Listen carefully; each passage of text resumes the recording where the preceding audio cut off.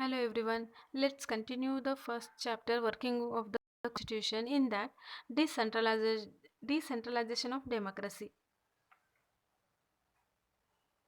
Decentralization of power is central to the democratic government. So in our democratic government, decentralization of power is very important. Decentralization of power means distribution of power to the lower level. We have the national or union government. It is also called central government, and another is the state government. By these two government, whole work of our nation is carried. It was decided that power should be distributed to the lower level. So the decentralization controls the misuse of power and also creates opportunities for political participation for the common people. See, because of the decentralization, there are two benefits. Number one, misuse misuse of power will control, and number two, common people will also get chance to participate in the political affairs. The directive principle of the state policy include the provisions for democratic decentralization. So in our directive principle, provision is made. Provision for what? For the decentralization. Now what is directive principle? Directive principle of state policy. So it is the fourth part of our constitution, and that constitution they made the important provision. What is that provision? The provision is regarding empowering the local self government, like genuine democratic governance a reality. So local self government should get empowered, and in this way, if that local self government get power means municipality panchayat, if they'll get power, then democratic governance, genuine democratic governance will form. After independence, several attempts were made towards democratic decentralization. So in 1950, our country started functioning as per the constitution. So that time the provision was made in our constitution, but it was not implemented. It has started after the independence. One such important attempt is 73rd and 74th amendment to the Indian constitution. Now amendment means changes take place in the constitution. So 73rd and 74th amendment, in that, which give a constitutional status to the local self-governing institution and also increase their power. In that amendment, see, in the parliament, discussions were discussions were going, and after that discussion, amendment amendment can done. So see, 73rd and 74th amendment, this amendment gave the local governing local government the status of constitutional status, and as well as they were their powers, they were having some power, that powers were increased. Can you tell the reason for the following changes? Number one, some states are kept reserved for women to increase their participation in the political process. See, according to my opinion, women empowerment movement started after independence, because before independence, women's participation was there in the freedom movement. Women empowerment movement was started later. Women participation in the political process was less from the beginning. To increase their participation, 73rd and 74th constitutional amendment reserve 33% seats in the local self-governing institution, and in our Maharashtra government is giving 50% reservation to the women.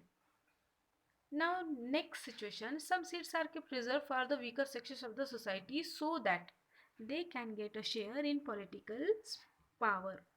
Now children, as we all know that weaker sections of the society were deeper of education, inhuman practices like untouchability was prevalent in our society, casteism was there in our society. So due to that, these weaker sections was not able to participate in the politics. And to establish a social justice and equality, after freedom, reservations are given to this weaker section. Now next, the state election commission has established. Now what is the reason behind it? So We all knew that the duty of the election commission. What is the duty of election commission?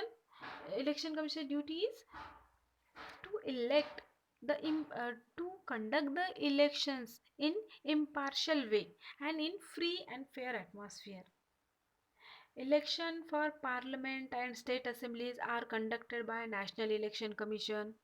As India is a huge country, so it was impossible to put the burden of elections of local government bodies on the National Election Commission, and that's why State Election Commission has been established.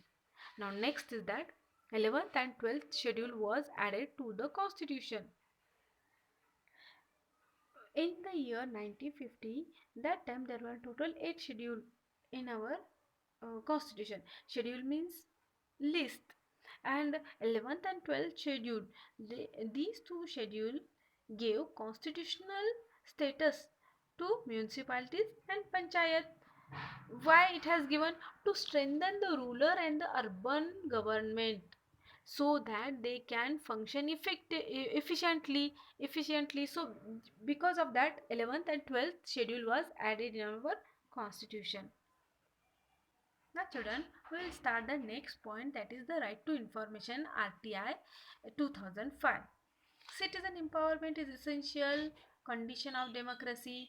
Means people should get the power, that is the very important condition. It is necessary to create opportunities for citizens participation and interaction with the government, so citizen could get the chance to interact with the government. Increased communication between citizen and government helps in strengthening democracy and in building a relationship of trust between them. As the interaction or communication of citizen and government is increased, it is helpful for strengthening democracy as well as to building the relation of trust between the government and citizen.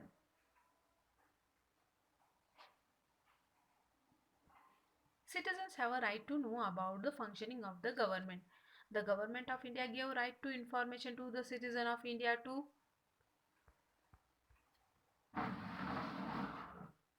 ensure transparency and accountability, which are the hallmarks of the good governance. So see here, our people, our citizen, Indian citizen, they have right to know about the functioning of the government because this government is appointed by them, and our government also gave the right to information to the citizen of India in the year 2005, and as per that right, it ensures the transparency and accountability. Transparency means there is a no curtain between the citizens and the work of the government, and accountability, the government is responsible and the government is answerable to the citizen. That's why there will be no malpractices, there will be no corruption in the work of the government will work more effectively. Right to information has made the government more transparent and has reduced the element of secrecy in the working of government. So because of the right to information, the secrecy in the work of the government has reduced and the work of the government become more transparent.